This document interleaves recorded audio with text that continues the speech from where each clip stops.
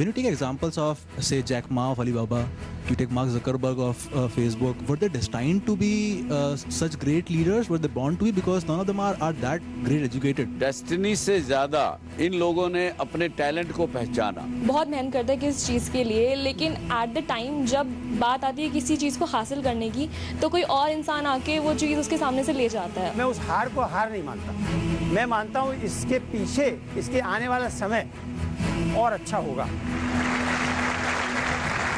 नमस्कार, कैसे हैं आप? इस डेस्टिनी एज ए कॉन्सेप्ट क्या है? भाग्य क्या है? तकदीर क्या है?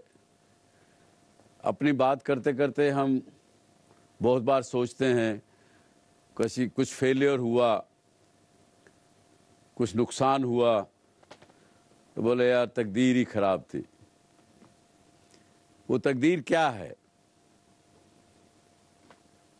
या आप कहते हैं कि यार ये चीज मिलना मेरे भाग्य में नहीं था। वो भाग्य क्या है? Does this तकदीर, भाग्य play any role in your success or in your failure? उस सब्जेक्ट पे आज हम चर्चा करने को एकत्रित हुए हैं। आप सब जो घरों में इस देश में ये शो देख रहे हैं मेरा, आप भी ज़रूर इस बात को जानना चाहेंगे कि आपके जीवन में भाग्य का क्या रोल है। मैं तो थोड़ी देर बात करूंगा आपसे। आप सबसे वादा किया था कि मैं एक ऐसे व्यक्ति को उस शो पर लाऊंगा जिस इंसान ने केवल 100 रुपए से अपनी लाइफ शुरू की और आज उनके पास 1,65,000 करोड़ रुपए के एसेट उनके पास हैं। और जब आप उनसे मिलेंगे तो जितनी उम्र का मैं आपको लगता हूं उससे कम उम्र के व्यक्ति हैं। इतना उत्साह उनमें, इतना जोश उनमें है। तो आप आज मिलेंगे थोड़ी देर बाद मेरे साथ श्री जेपी गौड़ को। जेपी ग्रुप के मालिक हैं, चेयरमैन हैं। उनसे भी आप सवाल पूछिएगा कि उनका क्या इस बारे में कहना है। इससे पहले कि हम चर्चा करें, आपका क्या मानना है कि जिंदगी में तकदीर का कितना हिस्सा है, क्या भाग है? बेसिकली जो भी हमारा तकदीर है वो कुछ भी नहीं है। अगर हम हार्ड वर्क करेंगे तो हमारे साथ लक चलेगा, अगर हम हार्ड वर्क नहीं करेंगे तो लक भी नहीं होगा। It's all about hard work and अपनी जितनी भी कहते हैं ना, श्रद्धा से जितनी भी हम अपनी पोटेंशियल जितनी भी हम सारी लगा अपना 100% देंगे, तब लक भी साथ ही देगा। Very good. और कोई इसके अलावा उनका विचार? कई बार ऐसा होता है कि हम काफ़ी मेहनत करते हैं, अपना पूरा एफर्ट लगाते हैं, पूरा डिटर्मिनेशन होता है, पर हमारा काम नहीं बन पाता है और फिर हम अपने डेस्टिनी को ही दोष देते हैं। तो ऐसा नहीं है, मेहनत करें ना करें वो बात की बात है, साथ में डेस्टिनी भी होता है। क्योंकि कई बार ऐसा भी होता है, बहुत सारे लोग मेहनत करते हैं, अपना पूरा जी जान लगा देते हैं, 100% एफर्ट देते हैं, फिर भी उनका काम नहीं हो पाता है। और कोई विचार आपके इन दो विचारों से अलग? अच्छा बताइए सर। मेरा मानना ऐसा है कि हार्डवर्क अपनी जगह है, डेस्टिनी अपनी जगह है, बट जो डेस्टिनी होती है that provides opportunity to us. So according to you, अगर आपके भाग्य अच्छा है तो आपको अपॉर्चुनिटी का मेल करा दिया जाएगा, अपॉर्चुनिटी आपको जरूर मिलेगी। Yes sir. इतना ही रोल उसमें है, उससे आगे आपका काम है। Then the hard work begins. That's very good variation. Wonderful. Any other view? और मुझे लगता है डेस्टिनी पूरी तरह से सुपरस्टिशन है। हमें बिल्कुल भी डेस्टिनी में पढ़ना नहीं चाहिए, उस पर विश्वास नहीं करना चाहिए। हमें सिर्फ कर्म पे ध्यान देना चाहिए, अदरवाइज हमारे सामने सुभाष चंद्र द ग्रेट नहीं होते। Thank you. Thank you. Thank you. Yes भाई। सर मेरा मानना है कि डेस्टिनी बहुत इंपॉर्टेंट रोल प्ले करती है। क्यों? हार्ड वर्क हर कोई करता है, सब अपना 100% एफर्ट देते हैं, लेकिन अगर जिस काम के लिए हम हार्ड वर्क कर रहे हैं उसमें अगर सक्सेस चाहिए तो हमारे हार्ड वर्क को जज करने के लिए हमारी डेस्टिनी होती है। मैं एक उदाहरण देना चाहूँगा एक किसान का। किसान अपनी तरफ से पूरी मेहनत करता है फसल लगाने के लिए। अगर बारिश ही नहीं होगी तो उसका हार्ड वर्क तो बेकार हुआ। तो ये यहाँ पे रोल आ जाता है डेस्टिनी का। इस बात को अगर मैं कहूँ कि ठीक नहीं है, जो आपने उदाहरण दिया, मॉनसून अच्छा होना या ना होना, ये कोई डेस्टिनी उस किसान की डेस्टिनी से नहीं जुड़ा हुआ, ये विश्वास है हमारा, ऐसा हम मानते हैं, ऐसा हम मानते हैं। क्योंकि और जो अगर दूसरे रूप में ले लें तो ऐसे भी विश्व में जगह हैं, प्रदेश हैं, देश हैं जहाँ पर जो कृषि का क्षेत्र जो है वो मॉनसून के ऊपर या नेचर के ऊपर निर्भर ही नहीं करता। जब उनको जितना पानी, जितनी सिंचाई जिस समय चाहिए वो उनको मिल जाती है। और कहीं यदि पानी ज़्यादा बरसता है तो वहाँ बल्कि वो ग्रीन हाउसेज बना के उसको रोकते हैं। सर, डेस्टिनी का मतलब होता है टाइमिंग। फॉर एग्जांपल कुछ सालों पहले आईटी सेक्टर में बूम थी, तो उस साल जो आईटी इंजीनियर्स पास आउट हुए उन्हें जॉब मिल गई, फिर आईटी सेक्टर डाउन हो गया और अभी ई कॉमर्स की वजह से आईटी सेक्टर एकदम अप हो गया है। तो जो आईटी इंजीनियर सब पास आउट होंगे उन्हें जॉब मिल जाएगा। तो एक स्टूडेंट अच्छी तरह पढ़ सकता है, टॉप कर सकता है, लेकिन वो पूरे आईटी सेक्टर को तो चेंज नहीं कर सकता ना। तो डेस्टिनी मतलब timing. So and it plays a big role. That's very good. I must compliment you. According to him, right time and right timing is probably known as destiny. Yes. Sir, I belong from education management background, and I must congratulate Z and JP Group is also here for their phenomenal work in education. My question is on the same lines. When you take examples of, say, Jack Ma of Alibaba, you take Mark Zuckerberg of Facebook, or you take Bill Gates of Microsoft, you see these people, all of them have dropped out from their education at some point of time. And they have been phenomenal leaders in whatever they're pursuing right now. My question is, were they destined to be such great leaders? Were they born to be? Because none of them are that great educated. मैं ऐसा कहना चाहूँगा कि destiny से ज़्यादा इन लोगों ने अपने टैलेंट को पहचाना। मुझे याद है मेरा क्लास फेलो एक था, वो स्कूल में बिल्कुल भी उसका पढ़ने को मन नहीं करता था, वो नकल करता था, मेरी भी नकल करता था, एक आगे पीछे वालों को भी नकल करता था। लेकिन उस आदमी ने, मैंने देखा है उस आदमी को कि एक दिन में कम से कम 4 फिक्शन नावल 300 पन्नों के वो पढ़ लेता था, उसको उसी में आनंद आता था। और इवेंचुअली वो क्या बना, 10वीं क्लास तो पास की उसने, चाहे नकल मार के की, लेकिन वो फिर बम्बई में जाके स्क्रिप्ट राइटर बना। उसका वो टैलेंट था उसके अंदर। तो टैलेंट को पहचानना और उसके मुताबिक काम किया जिन्होंने, वो लोग कहीं के कहीं पहुंच गए। अब उनकी डेस्टिनी थी या नहीं थी, ये तो क्वेश्चन आज हम उसका आंसर ढूंढने के लिए यहाँ खड़े हुए हैं। एक गौतम बुद्ध ने, भगवान बुद्ध ने क्या कहा डेस्टिनी के बारे में और उसके जो रिजल्ट्स होते हैं उसके बारे में। उन्होंने कहा, no one saves us but ourselves. Then he says further, no one can and no one may. आज भी कोई नहीं कर सकता एंड नो वन में, आगे भी आने वाले समय में नहीं कर पाएगा। We ourselves must walk the path, यानी वी मस्ट, हमको अपना रास्ता खुद तय करना पड़ेगा। जब आप चाहे बिल गेट्स के बराबर बनना चाहते हो, चाहे जेपी गौड़ साहब के बराबर बनना चाहते हो या किसी और की तरह बनना चाहते हो, जब आपने वो तय कर लिया कि मुझे ये बनना है, तो उसके लिए आपको खुद वॉक करना पड़ेगा, खुद मेहनत करनी पड़ेगी, खुद आगे बढ़ना पड़ेगा।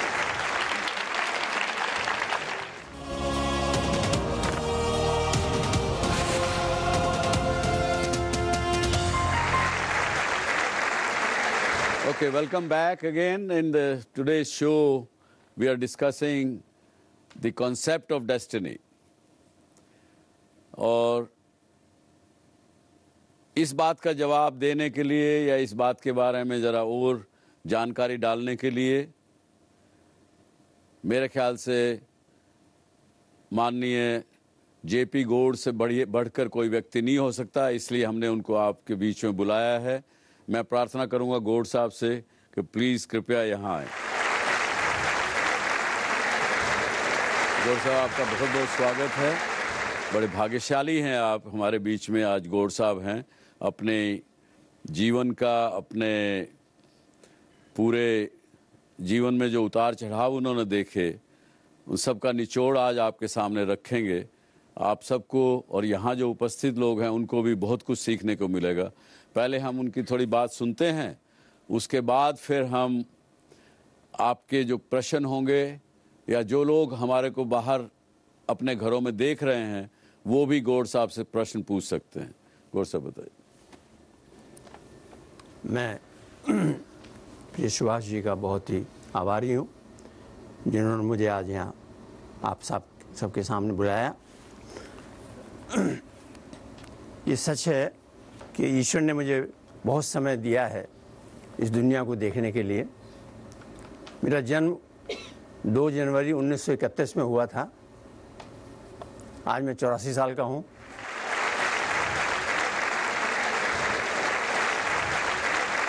और 1950 में मैंने रुड़की से सिविल इंजीनियरिंग में डिप्लोमा किया करके, और मैं 100 रुपये लेके झांसी जूनियर इंजीनियर की पोस्ट के लिए गया था। मेरा मकसद था कि किस तरीके से, क्योंकि आज़ादी से किस समय था, 3 साल 4 साल, फर्स्ट 5 ईयर प्लान शुरू भी नहीं हुआ था। देश की हालत, बसेस जो हैं वो कोयले से चलती थी और 6 माइल्स पर आवर का उसका एवरेज था, उसमें बैठा हूँ मैं। ज़्यादातर आदमी पैदल चलते थे, बैलगाड़ी से चलते थे, बैल तांगे से चलते थे, घोड़े तांगे से चलते थे, साइकिल से चलते थे। कार तो मेरा ख्याल है हर शहर में 2 या 3 या 4 हुआ करती थी। उस समय का मैं हूँ। ये डेस्टिनी, भगवान, कुछ सब्जेक्ट्स ऐसे हैं कि हमेशा से मतभेद होते हैं, लेकिन मेजॉरिटी, मैं मानता हूँ कि मेजॉरिटी डेस्टिनी को मानती है। उसके मैं कई उदाहरण देना चाहूँगा। पर्सनली अपने 3 देना चाहूँगा और 2 मैं देना चाहूँगा। एक चार्ल्स डिगाल फ्रांस के राष्ट्रपति हुए थे। जब फ्रांस जर्मनी ने ले लिया था और रूजवेल्ट, चर्चिल और स्टालिन इंग्लैंड में मीटिंग कर रहे थे, तो चार्ल्स वहाँ से उठे नहीं। तो उन्होंने कहा, भाई फ्रांस का तो कोई रिप्रेजेंटेटिव है नहीं। बोले, I am France, I am France. इतना ज़बरदस्त आदमी थे। और उसके बाद वो फ्रांस ले वापस आ गया, वो अपने गांव चले गए। तो उन दिनों, इफ़ यू रिकॉल, और हमारे शिवाजी जानते होंगे कि 15 दिन 20 दिन से ज़्यादा कोई गवर्नमेंट चलती नहीं थी, चलती ही नहीं थी। तो फिर वो वापस उनके गांव में गए चार्ल्स के, आप इस कंट्री को चलाइए। उन्होंने कहा, मेरी 2 शर्त है। एक तो आप अल्जीरिया को फ्री कर दीजिए, कि अल्जीरिया जो उस वक्त तब फ्रांस के उसमें था, और दूसरा कॉन्स्टिट्यूशन आपको चेंज करना पड़ेगा। तो उन्होंने कहा, ठीक है। कॉन्स्टिट्यूशन चेंज हुआ, इलेक्शन हुए, ही वॉज इलेक्टेड प्रेसिडेंट। लेकिन उनकी सबसे अच्छी बात डेमोक्रेसी की ये थी कि जब भी कोई बड़ा मसला आता था देश का, तो उसके लिए वो रेफरेंडम कराते थे। जैसे आपके यहाँ न्यूक्लियर का हुआ, तो उस समय मेरे हिसाब से रेफरेंडम होना चाहिए था पूरे देश का कि न्यूक्लियर होना है कि नहीं होना है, पीसफुल के लिए। तो रेफरेंडम कराते थे और जीतते थे तो रहते थे। 3rd टाइम में प्रेसिडेंट भी बने, फिर उन्होंने एक चीज़ पे रेफरेंडम कराया, वो पराजित हुए और रिजाइन करके चले गए।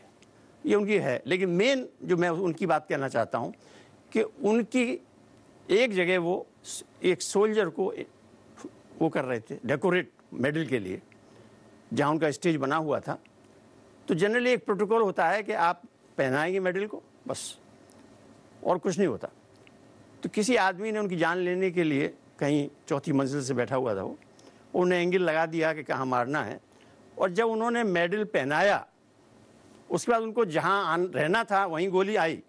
लेकिन पता नहीं क्या था, उसको आप लोग सब बताइए। उसने उस सोल्जर का माथा चूमा और गोली यहां से निकल गई। चार्ल्स बच गए, चार्ल्स बच गए। और इसको आप सोचिए क्या है। दूसरे, ब्रिटेन में चर्चिल का जो युग आया तो चर्चिल जीतते रहे, इतना जीते, एक दफ़े हारे, लेकिन उसके बाद वो आए तो वो बने। फिर उनके जो 20 साल के सलाहकार थे एंथोनी ईडन प्राइम मिनिस्टर बने, लेकिन वो सुएज कैनाल पर कुछ ऐसा हुआ बेचारे उनको हटना पड़ा। फिर मैकमिलन बने और मैकमिलन बहुत साल रहे।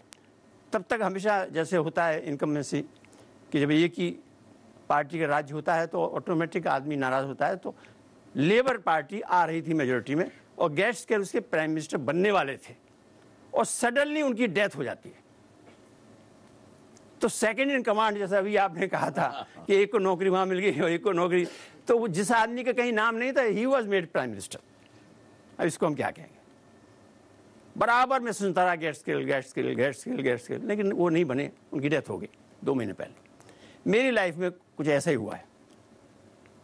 जब मैं नौकरी करने निकला झांसी में तो 175 रुपये मेरी सैलरी थी और 3 रुपये साइकिल अलाउंस था मेरा।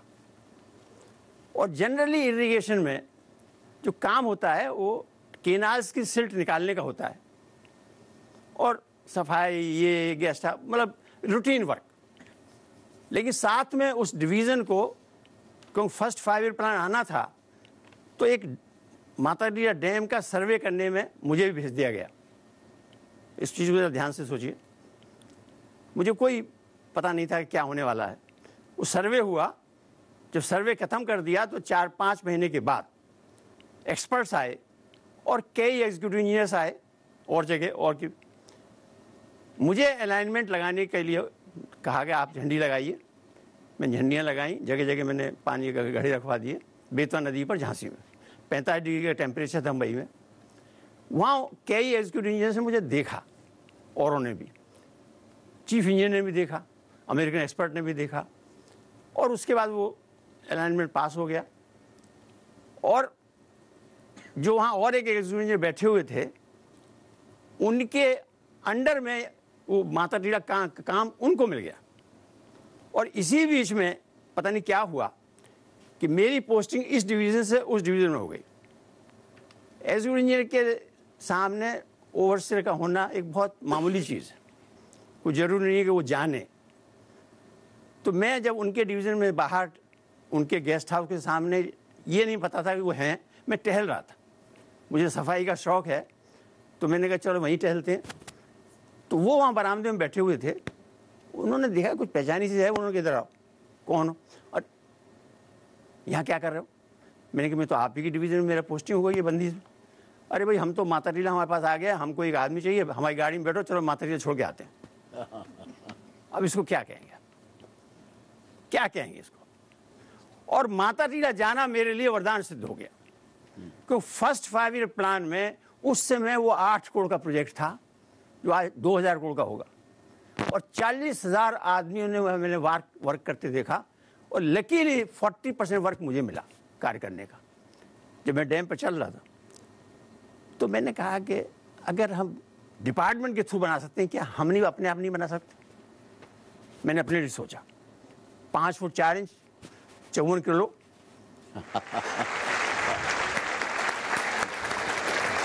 27 साल की उम्र, 10,000 रुपये मेरे नहीं थे, मिसेस गौड़ के थे,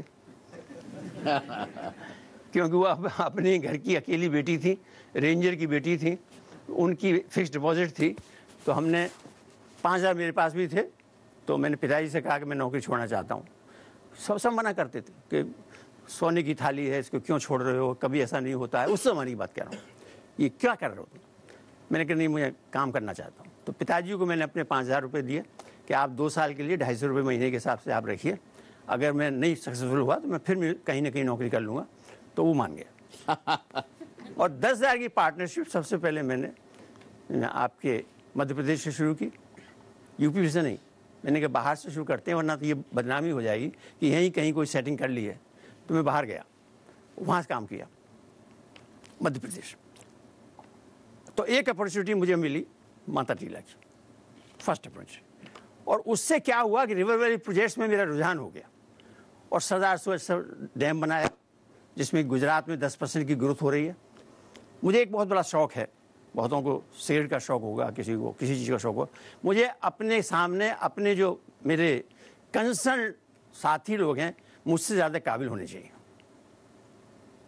जो अपनी बात को सही रख सकें और फिर डेमोक्रेसी में हम ये तय कर सकें डिसीजन कौन सा बेटर है। मेरा डिसीजन बेटर है, आपका डिसीजन बेटर है, और उस डिसीजन को लेके हम आज तक चल रहे हैं।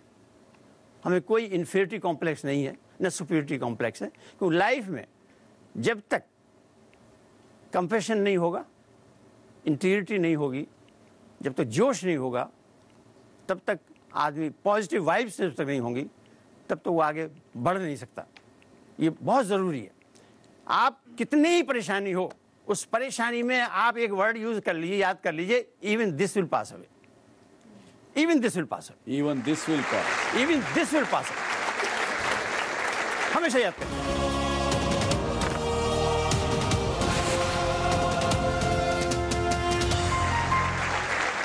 केसी खन्ना सेल के चेयरमैन उस वक्त थे और गवर्नमेंट में उसमें प्रणब मुखर्जी जो है स्टील मिनिस्टर थे, इंदिरा गांधी प्राइम मिनिस्टर थी। कुछ पॉलिसी में डिसीजंस में उनका मन नहीं लगा, उनको उस समय एक पद और ऊपर दिया, industry secretary, but he resigned. इस तरह का उस समय आदमी रहा करता था, क्या एलिवेट हो रहा, लेकिन नहीं, ही रिजाइंड। और मैंने बड़ी कोशिश करके अपने यहाँ ले आया, मैंने सेल के चेयरमैन को अपना चेयरमैन बना के मैं उनका डिप्टी बन गया, बट आई ब्रॉट इट। उसका मुझे फ़ायदा क्या हुआ, तो उनको कॉन्फिडेंस था स्टील प्लांट चलाने का। उनके टाइम में उसी समय 1 मिलियन टन सीमेंट पहले नहीं हुआ करता था, पहले छोटे प्लांट होते थे, उसी समय 1 मिलियन के चले थे। तो हमने कहा, दोनों ने बैठ के कहा क्यों नहीं हम 1 मिलियन लगाएं। उनकी वजह से मुझे कॉन्फिडेंस आया, और चाहे उसे डेस्टिनी मानिए, चाहे मुझे विश्वास मानिए, लेकिन उस 1.5 साल में उन्होंने देखा कि जयप्रकाश के पास पैसे नहीं है, इच्छा है, तो लेटर ऑफ इंटेंट वो समझते ला नहीं पाएगा, क्योंकि उस समय 100 करोड़ से ऊपर के प्रोजेक्ट को प्राइम मिनिस्टर ओके करता था। यस, हर आदमी वैसे नहीं, टेंडर नहीं, वो हमको मिल गया लेटर ऑफ इंटेंट, लगे रहे। सीमेंट की बात शुरू हुई तो नेक्स्ट डे उन्होंने कहा भाई मीटिंग बुलाओ, सबको बुलाया। बोले जयप्रकाश मैंने देख लिया 1.5 साल में तुम पे पैसे तो है नहीं, न मुझे मालूम था तुम LOI ले आओगे, लेकिन LOI को अलमारी में रख दो। मैंने कहा हम तो जब टेंडर डालने जाते हैं हम पे तो अर्नेस्ट मनी होती है बस, हम पे तो कुछ होता नहीं, हम तो अर्नेस्ट मनी से ही टेंडर डालते हैं और बाद में हो जाता है। बोलने नहीं जयप्रकाश डोंट बी इमोशनल। दूसरा आदमी, मैंने नहीं साहब अभी मेरा खत्म नहीं हुआ, let me complete then it can go, ask from second man. मैंने कहा देखिए साहब, पैसा इकट्ठा करते करते मैं मरना पसंद करूंगा बजाय इसके कि इसको अलमारी में बंद किया जाए।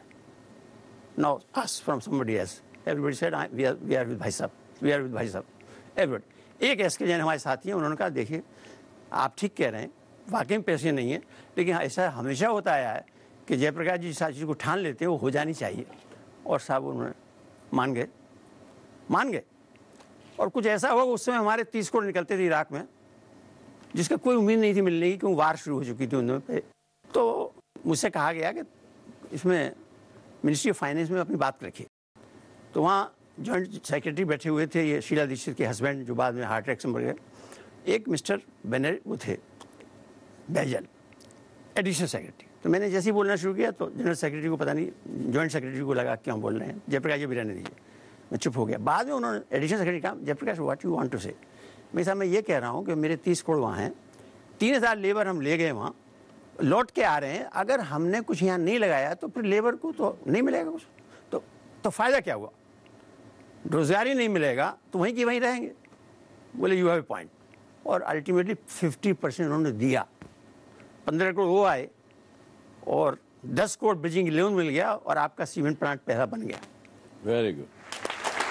तो आपने देखा पहला देश का 1 मिलियन टन का प्लांट जयप्रकाश जी ने किस प्रकार से लगाया। तो इसको आप डेस्टिनी कहेंगे या उनकी मेहनत कहेंगे? सर एक्चुअली बहुत बार हम देखते हैं कि एक इंसान बहुत ज़्यादा हार्ड वर्क करता है बहुत मेहनत करता है किसी चीज़ के लिए, लेकिन एट द टाइम जब बात आती है किसी चीज़ को हासिल करने की, तो कोई और इंसान आके वो चीज़ उसके सामने से ले जाता है और फिर हम कहते हैं ये उसकी डेस्टिनी में था शायद। तो मैं आपसे ये जानना चाहती हूँ, क्या आपके साथ कभी ऐसा हुआ है कि आपने किसी चीज़ के लिए बहुत मेहनत की हो, बहुत हार्ड वर्क की हो और आपको वो प्रोजेक्ट ना मिला हो और आपको लगा हो नहीं मेरा प्रोजेक्ट बेस्ट है, बट स्टिल किसी और की डेस्टिनी की वजह से वो उसको वो चीज़ मिल गई है? बहुत अच्छा प्रश्न, बहुत अच्छा प्रश्न पूछा है। 2003 से जो मेरी पिटाई हुई है उसकी कोई हद नहीं लेकिन मैं इसको मानता नहीं हूँ। बस यही मेरी वो है पॉजिटिव वाइब्स की, कि मैं उस हार को हार नहीं मानता। मैं मानता हूँ इसके पीछे इसके आने वाला समय और अच्छा होगा, क्यों वो जो स्ट्रगल है, अगर स्ट्रगल को आप इस रूप में लें कि ये हमको एजुकेट कर रहा है, ये हमको और एक्सपीरियंस दे रहा है, ये पॉजिटिव वाइब है। नेगेटिव वाइब ये मर गए, बर्बाद हो गए, अब नहीं बढ़ पाएंगे। तो ईश्वर ने मुझे वो एक पॉजिटिव वाइब दी है कि मैं उस पॉजिटिव वाइब के सहारे इन परेशानियों को परेशानी नहीं मानता हूँ, इनको अपॉर्चुनिटी मानता हूँ। Yes please. Good evening sir. Sir कहते हैं कि जिस पेड़ पे सबसे ज़्यादा फल होते हैं उस पे सबसे ज़्यादा पत्थर पड़ते हैं, तो ये सेम सिचुएशन आपके साथ भी आई होगी when you have achieved something really great and actually you have achieved. So how did you handle that particular situation? मैं ईश्वर में बहुत विश्वास करता हूँ, इसलिए जो हो रहा है ये होना चाहिए, उसमें परेशान होने की जरूरत नहीं है। अगर पत्थर पड़ रहे हैं तो पत्थर रिसीव करने चाहिए। जैसे सोक्रेटिस का आपने सुना, सोक्रेटिस जो फिलोसोफर थे, वो जनरली बाहर बहुत टाइम बिताते थे, घर में बहुत कम रहते थे। हमेशा वायदा कर जाते थे मैं आऊँगा, लेकिन बाहर इतने एडमायरर्स होते थे सब, उन्होंने बाद में जहर पिया है। उनको जहर पिलाया गया कि जहर पियो, और उन्होंने सबके सामने जहर पिया। तो अंदर गए तो मिसेज ने फिर उनको बहुत डांटा, खूब गर्जी। तो सुबह उन्होंने कपड़े वपड़े धोए होंगे तो बाल्टी पानी की गंदी रखी हुई थी, उनको और गुस्सा आया तो उन्होंने पानी ही दे मारा सोक्रेटिस को। तो सोक्रेटिस हंस पड़े, बोले भाई जब बादल गरजेंगे तो बरसेंगे जरूर और ये कह के निकल गए। मेरा मतलब कहने का ये है कि अगर परेशानी आएगी तो अच्छाई भी तो होती है? तो अगर एक दिन या 2 दिन या 10 दिन भूखे रह गए तो कौन सी परेशानी है? माल भी तो जो मिलते हैं, दिवाली आती है तो खाया भी नहीं जाता। गौर साहब, आप हमारे दर्शकों को जो कि ज़्यादातर नौजवान हैं, कुछ ना कुछ बनना चाहते हैं, वो सब अपने घरों में बैठे हुए आपको देख रहे हैं, उनसे और यहाँ पे जो ऑडियंसेस में सब युवक युवतियाँ हैं, इनको क्या आप कहना चाहेंगे? देखिए, आज ग्रुप में 80,000 आदमी काम कर रहे हैं और सक्सेस का मेन राज ये है कि हम जितने भी वर्कर्स हैं, लेबर का तो अलग खाना खुद बनाते हैं, लेकिन बाकी जो करीब 40,000 बच्चे हैं वर्कर, उनका हम अन्नपूर्णा खोले हुए हैं हर जगह। उसमें लंच, डिनर, टी सब मिलती है। तो उनके कम से कम 4 घंटे बच जाते हैं।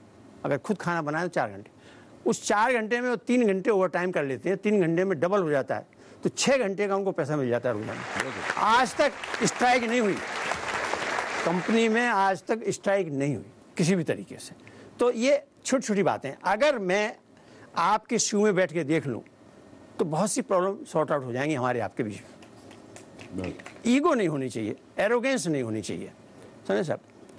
और ये जो चीज़ है, दिल से बोलना चाहिए, किसी को ह्यूमिलेट नहीं करना चाहिए। जो आपका मंत्र है हमारा भारतीय, कि हम किसी पे हमला नहीं करेंगे, अपने डिफेंस को बहुत मजबूत रखेंगे, डिफेंस को न दबाएंगे न दबाएंगे। वो हौसला हमेशा होना चाहिए।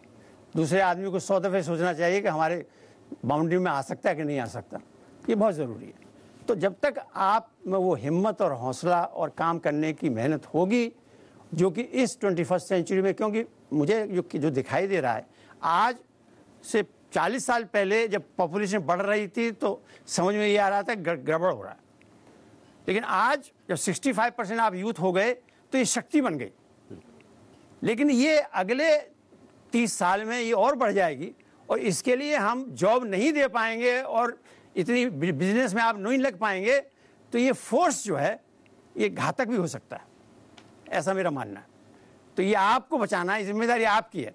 देखिए, हमने तो 20th सेंचुरी के हम आदमी हैं, तो हमने तो निकाला है, जितनी कोशिश थी भरपाई की है। आपको ये करना है बैलेंसिंग, किस तरीके से जो आपके लीडर्स कह रहे हैं या आप जो सोच रहे हैं इतने ढंग से करिए कि इस जो असमानता है, जो इनजस्टिस है, वो कम से कम हो और समाज को ठीक बना के रखिए। पहले घर को ठीक बनाइए, समाज को। गौर साहब, इसी के लिए ये शो है DSC, doctor Subhash Chandra show, ताकि आने वाली युवा पीढ़ी को जो आज नौकरी मांगते हैं, उनको हम नौकरी देने वाला कैसे बनाएं, यही इस चीज का शो है। बहुत बहुत धन्यवाद सर, थैंक यू।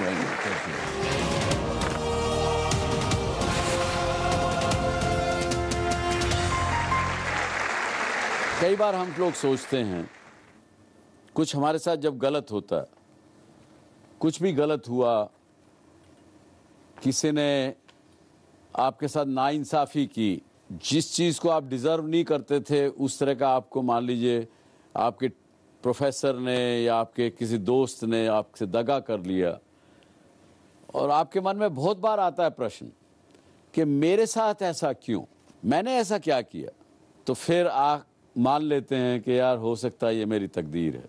मैं नहीं मानता इस बात। हमने जो पढ़ा, हमें जो सिखाया गया, जो आज हम हैं, जिस स्थिति में आज हम हैं, वो हमारे पहले किए हुए कर्मों का फल है, जिसकी वजह से आज हम हैं। अब से जो हम करेंगे वो आपका भविष्य तय करेगा। हमको कुछ अच्छा दिखता है, हमें प्यारा लगता है, तो हमारे बॉडी में एक जगह एनालिसिस होता है, वो उसके बारे में अलग सेंसेशन छोड़ता है।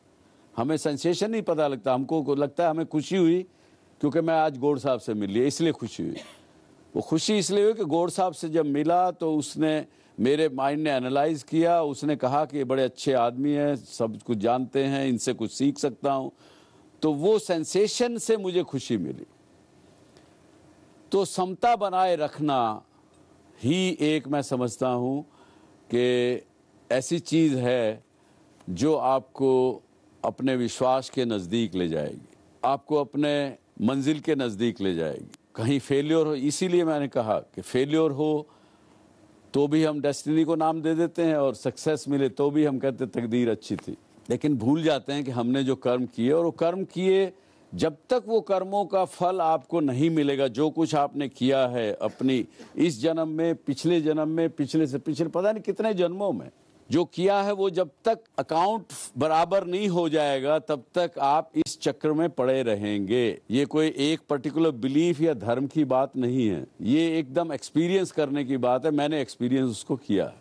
तो एक कंक्लूजन में मैं यही कहूँगा आपको, वैसे उदाहरण बड़े दे सकता हूँ। से मैंने पिछले भी एक कार्यक्रम में कहा कि height of leftist movement Hindustan में जब हुआ लेट 1960s में, अर्ली 70s में, वेस्ट बंगाल में, भारत के ही एक उसमें हुआ, सारी फैक्ट्रियां वहाँ बंद हो गई। यूनियनिज्म इतना बढ़ा कि डिमांड्स इतनी बढ़ती चलेगी कि वो फैक्ट्री ओनर कुछ उसको पूरी नहीं कर सकता था, पूरी करता तो बंद हो जाएगा, लॉस में हो जाएगा, तो वहाँ से फैक्ट्रियाँ बंद हो गई। सूरत आज जो गुजरात में है, केवल वो देन है कलकत्ता में हड़ताल होने का, और वो जगह बन गई। तो लेकिन एक संस्थान ऐसा था, बिरला समूह, जिनकी बहुत सी फैक्ट्रियां वहां थी, उनमें किसी में एक में भी हड़ताल नहीं हुई। क्या कारण? अब मैं अगर आपको एक्सप्लेनेशन दूंगा तो आप कहेंगे तो भगवान ने बचा लिया उनको, लेकिन नहीं। उनके हर फैक्ट्री में, जहां फैक्ट्री डालते हैं, वो मंदिर पहले बनाते हैं, और मंदिर बनाने के बाद जब फैक्ट्री चालू हो गई, अपने कार्यकर्ताओं को, कर्मचारी को क्या कहते हैं कि भैया जिस चीज़ के लिए मैं तुझे काम दिया है, तनख्वाह दे रहा हूँ, उसकी वजह से मैं तेरा मालिक, तू मेरा नौकर,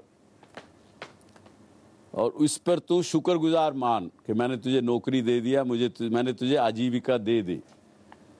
लेकिन यदि इससे ऊपर चाहिए, इससे ज़्यादा चाहिए, तो मैंने भगवान को यहीं बिठा दिया है तेरे फैक्ट्री के अंदर, उसके पास चले जाना, उससे मांग लेना, वो दे देगा। और वाकई ऐसा होता है। हम लोग, आप और हम देखिए ना, जब हमें कई मुसीबत आती है, बहुत बड़ी मुसीबत आई, कोई रास्ता नजर नहीं आता, रात को ये होता है कि क्या करूंगा मैं कल सुबह उठ के, कुछ रास्ता नजर नहीं आता, तो कहते हैं हे भगवान क्या करूं। कोई मंदिर में चला जाता है कि मैं 5 रुपए का प्रसाद चढ़ाऊंगा, कोई अपना मस्जिद में गुरुद्वारे में जो बात मानता है वहां जा कर के अपनी समस्या फूल पत्ती जो भी है वो लेके जाके उनको दे देता है। मन में एक प्रकार का विश्वास पैदा हो जाता है कि ये मेरा, क्योंकि हमने तो पढ़ा है सारी जिंदगी, कई जन्मों से पढ़ा है कि भगवान है, वही सबका ये करता है। रामायण भी देखी, गीता भी सुनी, ये भी सुना, जितनी भी बात करते हैं तो वो बात मन में कूट कूट के भरी हुई है कि है, और उसको मैंने अपनी समस्या दे दी। पुजारी जी भी वहाँ थे, सब थे, तो ये काम मेरा हो ही जाएगा पूरा। वो आपका जो विश्वास उस समय जगता है, उस विश्वास को जब घर आके लौट के आप आते हैं और वो प्रसाद अपनी बीवी को, अपने बच्ची को, अपने बेटे को, आसपास वाले को देते हैं,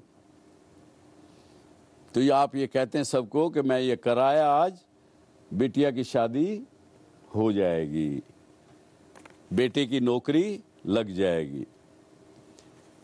तो मेरा ऐसा मानना है कि your belief in your self, आपका अपना विश्वास आपके काम पर, आपका अपना विश्वास आपके प्रोजेक्ट के ऊपर, आपका अपना विश्वास फाइनली आपके अपने ऊपर कि मैं कामयाब हूँगा।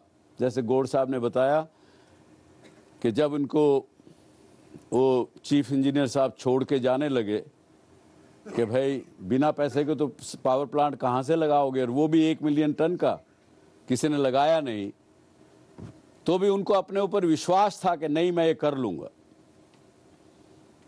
वो विश्वास हो अगर आपको अपने पर, तो वही डेस्टिनी है। और अगर यूं कहें कि डेस्टिनी इज योर डेस्टिनेशन, और ultimately I would say the destiny as a concept, destiny is your belief. Thank you very much.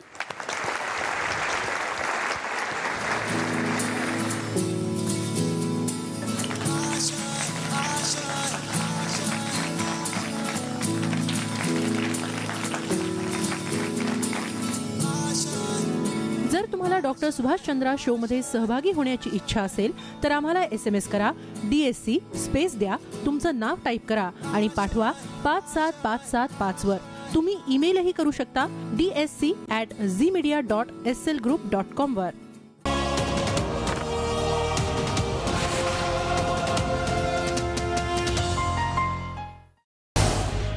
झी 24 तास रहा एक पाऊल पुढे।